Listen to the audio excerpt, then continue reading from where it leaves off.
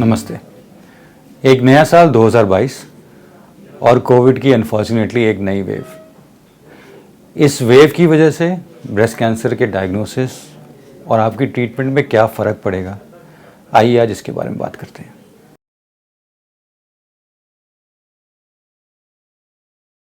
अगर इस दौरान आपका डायग्नोसिस बना है ब्रेस्ट कैंसर का, तो बिल्कुल भी घबराने की ज़रूरत नहीं है। हम लोग कोविड की बीमारी को और कोविड की वेव के दौरान क्या प्रिकॉशंस लेने हैं, इसको अब ज़्यादा अच्छी तरीके से समझते हैं। जिन भी टेस्ट की ज़रूरत है, जैसे पेट सीटी या बायोप्सी या और भी दूसरे टेस्ट, वो सारे टेस्ट आज भी हॉस्पिटल्स में हो रहे हैं। हमारी कोशिश रहेगी कि हॉस्पिटल्स में या घर से बाहर जितने कम विजिट्स आपके हो पाएँ और जितना कंसल्टेशन हम ऑनलाइन कर सकें, वो ज़रूर हम कराएं। ब्रेस्ट कैंसर की ट्रीटमेंट और उसके डायग्नोसिस के सारे ऑप्शंस अभी भी हॉस्पिटल्स में खुले हुए हैं। हम सिर्फ नॉन एसेंशियल विजिट्स को कम करने की कोशिश कर रहे हैं, ताकि जिन पेशेंट्स को हमारी सच में ज़रूरत है, उनको कम वेटिंग टाइम मिले और कम से कम एक्सपोजर हो। तो इसलिए अगर डायग्नोसिस बना है तो घबराएं नहीं, घर पे वेट नहीं करें, हमसे बात करें और क्या बेस्ट पॉसिबल तरीका है जिससे आपको कम से कम एक्सपोजर हो और ट्रीटमेंट स्टार्ट हो सके, वो हम ज़रूर बताएंगे।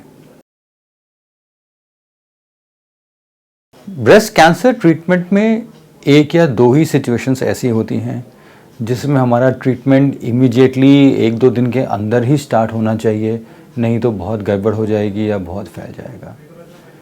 सारी की सारी केसेस के अंदर ट्रीटमेंट एक प्लान तरीके से आगे बढ़ता है और उस पर्टिकुलर कैंसर के हिसाब से हमारे पास हमेशा कुछ ना कुछ ऑल्टरनेटिव्स होते हैं।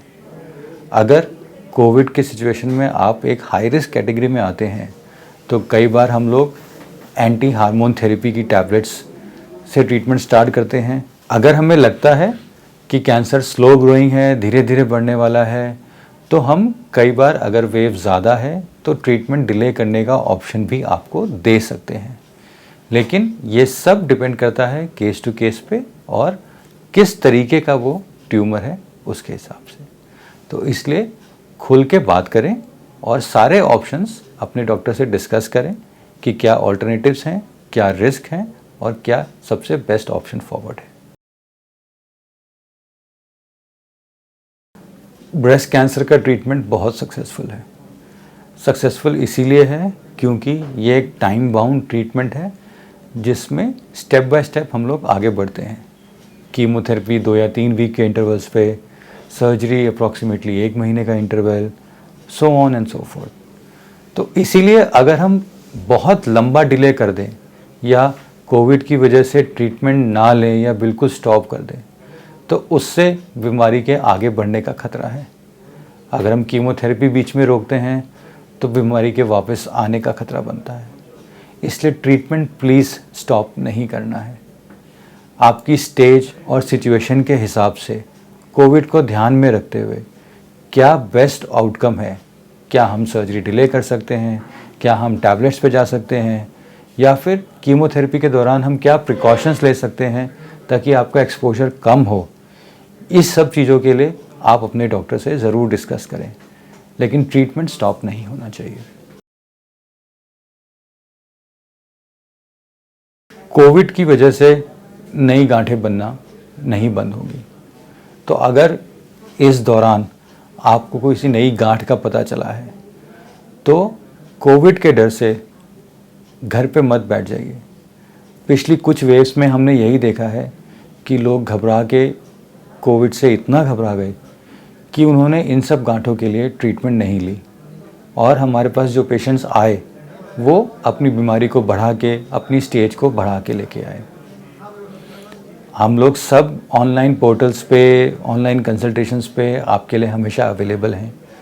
कोई भी ऐसी गांठ आपको लगे जो नई आई है, जो पहले नहीं थी, या किसी पुरानी गांठ में कोई चेंज हुआ है, तो प्लीज़ हमसे कंसल्ट कीजिए। उस गांठ को आगे टेस्टिंग कराने की ज़रूरत है या नहीं है, वो हम ज़रूर बताएंगे। और अगर कोई भी टेस्ट की ज़रूरत है तो कैसे एक्सपोजर कम करा के वो टेस्ट करा सकते हैं, उसके बारे में भी हम ज़रूर गाइड करेंगे। अगर आपकी ट्रीटमेंट कंप्लीट हो गई है तो please non essential visits hospital में अवॉइड करिए। जो रूटीन फॉलोअप विजिट्स हैं या जो रूटीन एनुअल मैमोग्राफी है, उसको हम लोग अभी कह रहे हैं कि कोविड वेव सबसाइड हो जाए उसके बाद भी आप करा सकते हैं। कोई दिक्कत है, कोई ख़ास परेशानी है तो उसके लिए ऑनलाइन कंसल्ट या फिर एक फिज़िकल कंसल्टेशन हमेशा हो सकता है। क्योंकि हम घर से बाहर नहीं निकल रहे तो इस वक्त बहुत इम्पॉर्टेंट है कि हम अपनी डाइट और कुछ हल्की फुल्की एक्सरसाइज घर पे ज़रूर करते रहें। इसके साथ ही ब्रेस्ट सेल्फ एग्जामिनेशन बहुत ही ज़रूरी होता है, क्योंकि आप अगर हॉस्पिटल नहीं आ रहे तो सेल्फ एग्जामिनेशन भी आपको ये हेल्प कर सकता है टू रूल आउट कि कोई नई गांठ तो नहीं बनी है। काफ़ी रिसर्च हुई है जिसने यही बताया है कि ब्रेस्ट कैंसर के पेशेंट्स में कोविड की वैक्सीन्स सेफ़ हैं, ये वैक्सीन्स आप ले सकते हैं। लेकिन वैक्सीन लेने से पहले अपने ट्रीटिंग डॉक्टर से ज़रूर एक बार बात कीजिए कि कहीं आपकी इम्यूनिटी स्टेटस कैसी है और आप वैक्सीन ले सकते हैं या नहीं। अगर आप कीमोथेरेपी ले रहे हैं तो हो सकता है आपकी इम्यूनिटी के डिपेंड, अगर आप कीमोथेरेपी ले रहे हैं तो हो सकता है आपकी इम्यूनिटी पे डिपेंड करे कि वैक्सीन का कैसा रिस्पॉन्स आए। लेकिन वैक्सीन बिल्कुल ही सेफ़ है।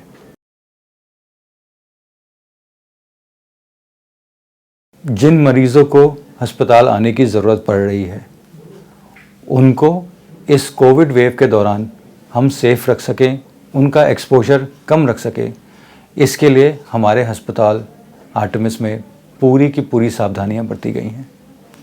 हम कोशिश कर रहे हैं कि कोई भी नॉन एसेंशियल विजिट्स नहीं हो हॉस्पिटल के अंदर।